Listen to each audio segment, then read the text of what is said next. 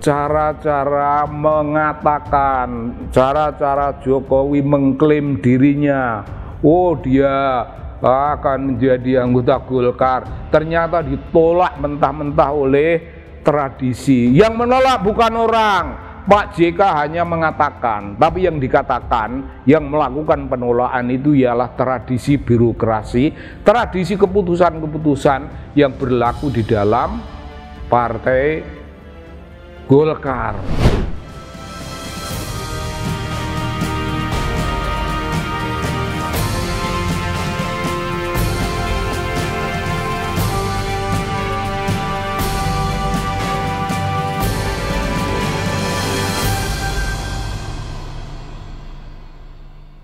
Salam Bung, biasa.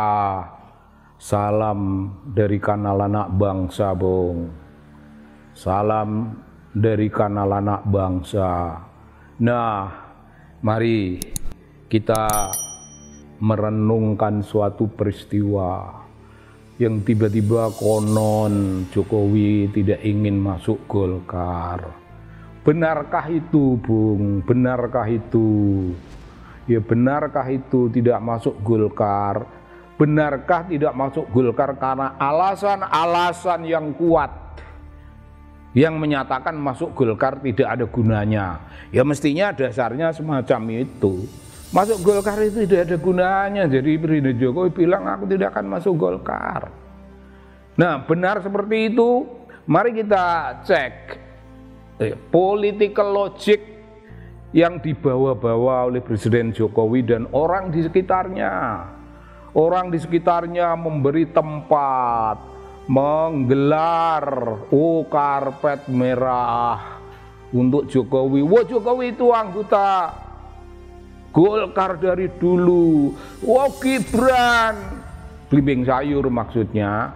Gibran itu juga anggota Golkar sejak dulu. Bung, ada bagian dari omong kosong yang dipakai dalam political law pada hari ini. Ada unsur omong kosong. Jokowi anggota Golkar sejak dulu karena dia orang HIPMI, orang pengusaha. Seolah-olah semua pengusaha itu aliansi politiknya kepada Golkar. Seolah-olah macam itu. Tapi itu tidak ada dasarnya, Bung. Tidak ada dasarnya. Anggaplah kalau hal itu benar, maka masuk Golkar bagi Jokowi, tidak bisa langsung menjadi elitnya elit. Wah, Jokowi masuk Golkar karena dia ketua umum Golkar. Bohong kosong itu tidak bisa. Karena tokoh-tokoh lain, taruhlah dalam hal ini JK, memberikan pernyataan. Boleh saja orang masuk Golkar, tidak ada yang melarang. Ini dunia demokrasi, dunia keterbukaan. Tapi JK bilang, ya mulailah antri dari jarak yang jauh sana. Jangan datang-datang lalu menjadi elit kepemimpinan, jangan datang-datang lalu memimpin. Itu tidak bisa.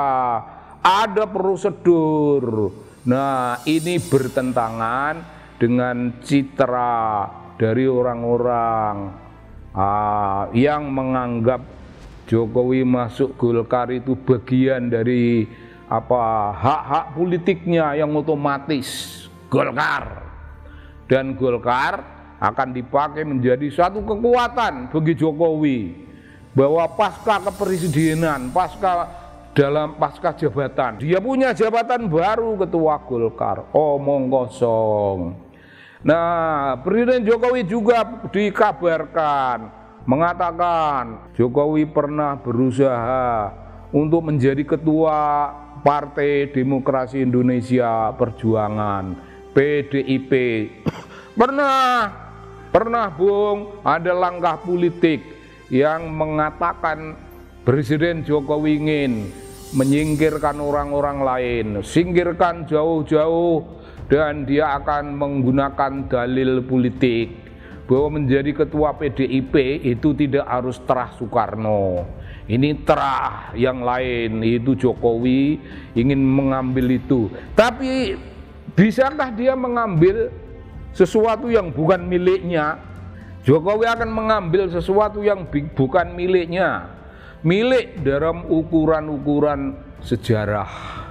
Tradisi sejarah tidak begitu caranya.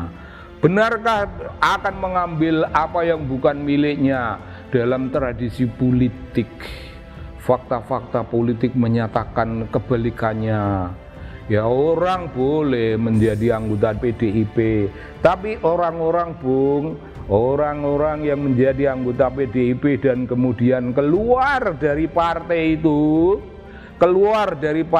demi kepentingan politik, dan demi kepentingan politik artinya demi hitung-hitungan duit. Apakah mulia mereka yang berkhianat kepada partai? Apakah mulia? Ada dua tokoh setidaknya, satu menjadi anggota di Gerindra, ya tidak punya apa-apa, tidak dihitung. Yang nomor dua juga anggota, yang menjadi anggota Gerindra sekarang, dulu anggota PDIP, menyimpang dan mendapat privilege di dunia lain, khususnya di dunia bisnis. Dia, orang ini mengikuti logiknya Jokowi, dan dia masuk pula ke partai Gerindra, tapi tidak dianggap masuk di Gerindra itu, kehadirannya tidak dianggap sebagai suatu kekuatan penting yang bakal memperkukuh Gerindra. Tidak, kehadirannya dianggap sama dengan ketidakhadirannya. Dia ada atau tidak ada, Gerindra tetap sama posisinya. Gerindra tidak pernah diperkuat oleh tokoh-tokoh macam itu. Apakah itu artinya, Bung?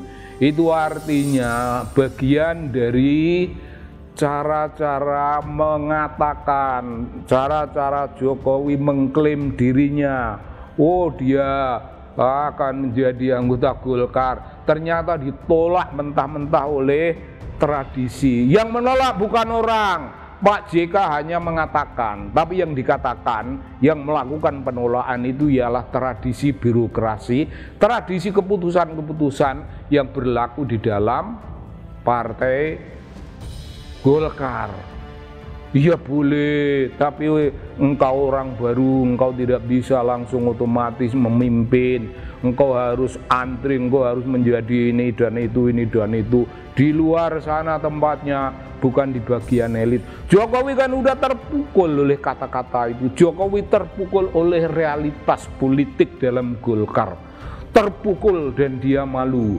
Dia ingin merebut, ingin menguasai apa yang namanya Partai Demokrasi Indonesia Perjuangan. Dia menggunakan orang-orang yang bisa dijadikan jalan.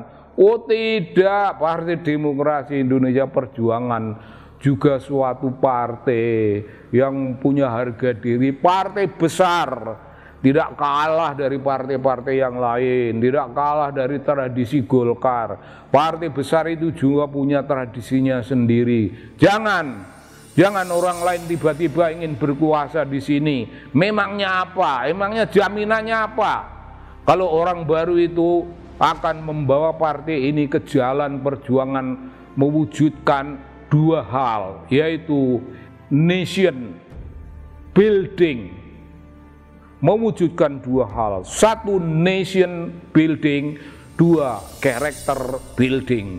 Dua hal itu begitu pentingnya dalam perjuangan ideologi Partai Demokrasi Indonesia Perjuangan. Tidak boleh tahu Jokowi hal itu, mau Jokowi melakukan itu, belum tentu dia akan mengambil PDI Perjuangan itu untuk political instrument dalam perjuangan politik dia. Dia ingin menjadi besar, tiba-tiba sudah langsung besar karena punya latar belakang memegang partai politik. Tidak bisa, itu pun tidak bisa. Dan Jokowi tertampar dengan keras, tertampar Bung dengan keras oleh realitas politik. Jokowi, ya, bagi Partai Demokrasi Indonesia Perjuangan, you are nothing. You are nothing dalam ukuran kepartaian. Ya sekarang you are nothing. Karena kita telah memberi sesuatu trust yang begitu tinggi, tapi kau hancurkan, kau remuk redamkan, dan trust kami menjadi sesuatu yang meaningless.